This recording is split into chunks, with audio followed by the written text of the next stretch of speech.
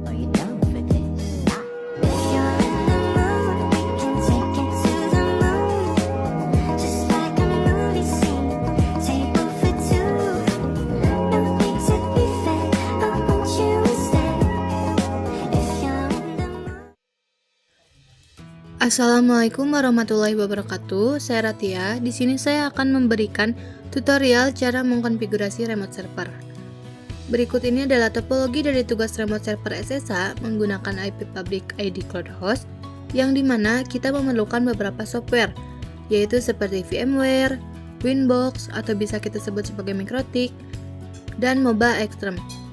Moba Extreme ini tuh aplikasi yang nantinya akan saya pakai untuk meremote Ubuntu memakai IP public dan port custom. Ini adalah sebuah ketentuan tugasnya.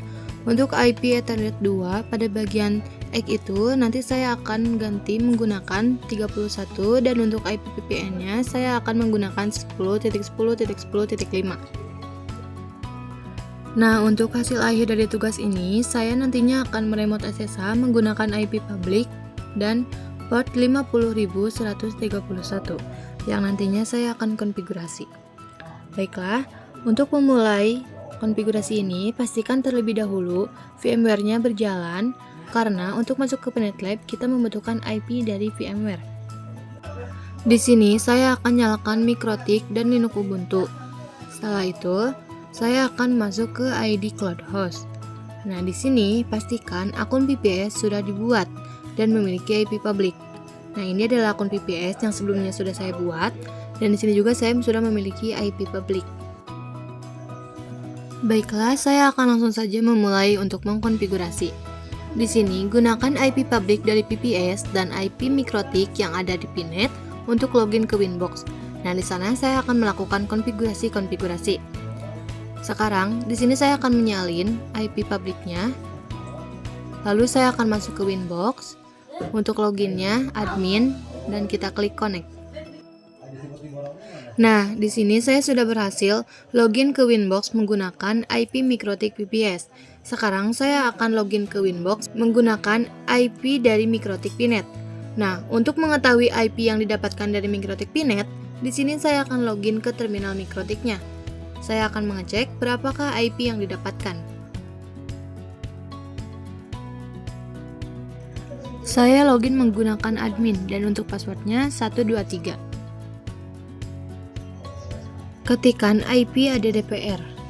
Nah, terlihat di sini bahwa Ether 1 sudah memiliki IP. Saya akan salin IP-nya untuk masuk ke Winbox. Kita buka Winbox. Nah, di sini kita kopikan saja. Untuk loginnya admin dan untuk passwordnya 123. Kita klik connect. Nah, di sini saya sudah bisa login menggunakan IP Mikrotik PNET. Pertama, saya akan konfigurasi Mikrotik VPS. Pada Mikrotik VPS ini, saya akan konfigurasi IP pool. Di sini klik IP, kemudian pool, klik tambah. Untuk name-nya di sini saya akan isikan dengan VPN Ratih, dan untuk address-nya 10.10.10.5 sampai 10.10.10.254. Jika sudah, apply, lalu OK. Setelah konfigurasi IP pool, sekarang saya akan konfigurasi L2TP server. Klik pada PPP, L2TP server, dan di sini centang enable-nya. Jika sudah, apply, lalu OK. Selanjutnya, saya akan konfigurasi profile. Di sini klik Profiles, kemudian klik tambah. Untuk name-nya saya akan berikan VPN. Untuk local address-nya yaitu 10.10.10.1, dan untuk remote address-nya yaitu VPN Ratih yang sebelumnya tadi saya buat. Klik Apply lalu OK. Nah, masih pada halaman yang sama. Di sini klik Secret.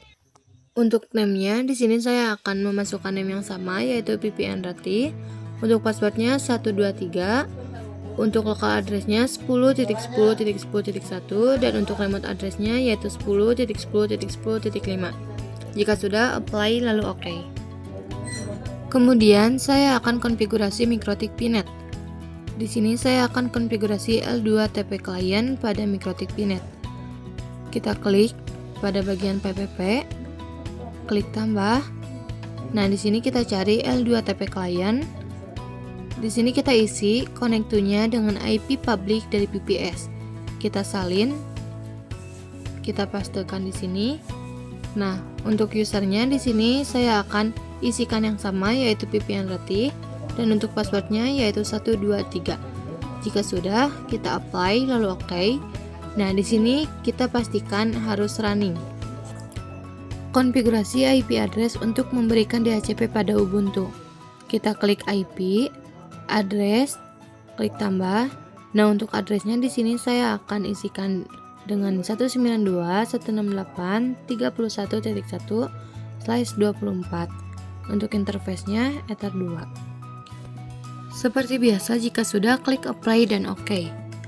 Selanjutnya di sini kita masuk ke bagian konfigurasi DHCP server. Kita klik IP, DHCP server. Nah, klik DHCP setup. Terus pilih Ethernya 2. Nah, di sini tinggal next saja. Nah, DHCP setup atau DHCP server sudah berhasil. Sekarang saya akan cek IP di Linux Ubuntu. Buka terminal Linux Ubuntu dan login sebagai root. Di sini kita ketikkan IP A untuk melihat berapa IP yang didapatkan pada Ubuntu. Nah, terlihat di sini bahwa Linux Ubuntu sudah mendapatkan IP yaitu 192.168.31.254. Kemudian di sini saya akan kembali lagi ke MikroTik Pinet Lab. Saya akan mengkonfigurasi firewall. Kita klik IP, firewall, klik di bagian NAT, kemudian tambahkan. Untuk client-nya adalah RSCNAT, out interface-nya adalah Inter 1, dan action-nya adalah Masquerade. Jika sudah, apply lalu OK.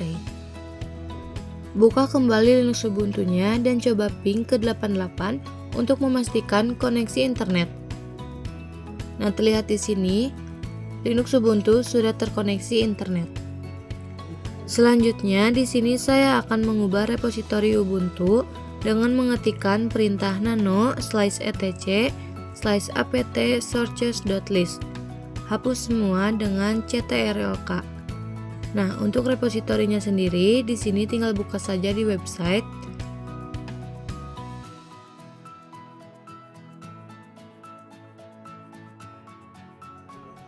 Salinkan repositori ke Linux Ubuntu-nya dengan cara klik kanan.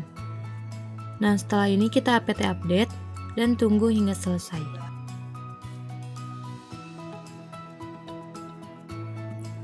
Oke, di sini saya akan kembali lagi ke MikroTik PPS untuk mengkonfigurasi firewall rules.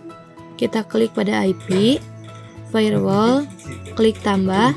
Nah, di sini kita buat 3 aturan, yaitu chain-nya input, output, dan forward.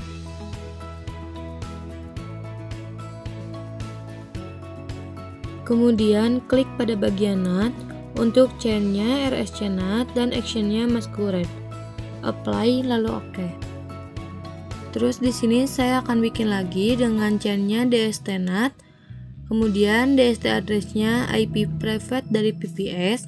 Di sini kita salinkan saja. Untuk protokolnya 6 TCP, DST port-nya 50.131, action-nya DSTNAT, to address-nya di sini saya akan memasukkan IP Ubuntu dan untuk to port-nya yaitu 22. Selanjutnya, lakukan routing di MikroTik PPS. Klik bagian IP, root, klikkan tambah. Kemudian untuk DST address-nya di sini IP-nya yaitu 192.168.31.0 prefix 24. Untuk gateway-nya yaitu 10.10.10.5. Nah, jika sudah apply lalu OK. Di sini pastikan reachable. Setelah saya melakukan konfigurasi routing di MikroTik PPS, sekarang saya akan mencoba ping terlebih dahulu dari Linux Ubuntu ke mikrotik di Pinet. Kita saling ping terlebih dahulu apakah sudah bisa saling terhubung atau belum. Linux Ubuntu dan mikrotik sudah bisa saling terhubung. Sekarang saya akan melanjutkan konfigurasi. Nah, di sini saya akan mengkonfigurasi routing di Linux Ubuntu. Kemudian akan mengetikkan IP root add 10.10.10.0 prefix 24 via 192.168.31.1. Oke, terakhir sekarang saya akan konfigurasi routing di mikrotik Pinet. Kita klik IP, root, klik tambah. Di sini untuk DC address-nya IP dari Ether 1. Kita kopikan saja IP dari Ether 1-nya. Kemudian untuk gateway-nya yaitu 10.10.10.1. Nah, jika sudah, di sini kita apply lalu oke. Di sini juga saya akan mencoba ping ke Ether 1. Kita buka new terminal. Kita coba salinkan IP-nya. Nah, di sini mikrotik sudah bisa terhubung ke Ether 1. Agar bisa meremote, di sini saya akan mengkonfigurasi SSH server di Linux Ubuntu. Di sini saya akan menginstal SSH server dengan perintah apt install open SSH server. Kita tunggu sampai instalasinya selesai.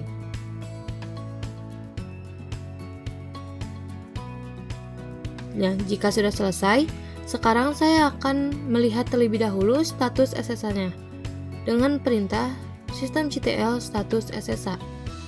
Nah, terlihat di sini bahwa SSH-nya sudah aktif. Kemudian saya akan mengetikkan perintah nano /etc/ssh/sshd.config.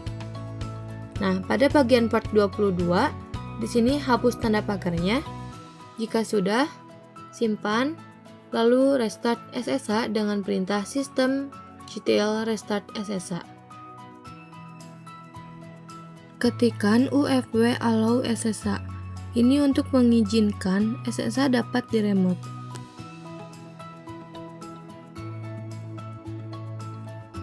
Langkah terakhir, di sini saya akan melakukan remote dengan memasukkan IP public dan port yang tadi saya sudah konfigurasi. Di sini klik session, SSH, dan di sini masukkan IP publicnya serta portnya yaitu 50.131. Kemudian klik OK. Nah, di sini kita login sebagai root, sebagaimana tadi kita login di Linux Ubuntu. Nah, terlihat di sini saya sudah bisa meremote Ubuntu menggunakan aplikasi Moba Extreme dan menggunakan IP public dari VPS serta port yang tadi saya konfigurasi yaitu 50.131. Nah, di sini juga saya akan melakukan ping ke beberapa alamat IP. Dan untuk pingnya sudah TTL. Dengan remote server, kita bisa mengelola, mengakses, dan memantau server dari jarak jauh, membuat manajemen jaringan dan pengembangan aplikasi lebih efisien dan fleksibel. Mungkin segitu saja video tutorial mengenai konfigurasi studi kasus remote server. Mohon maaf bila banyak kesalahan dalam video ini. Wassalamualaikum warahmatullahi wabarakatuh.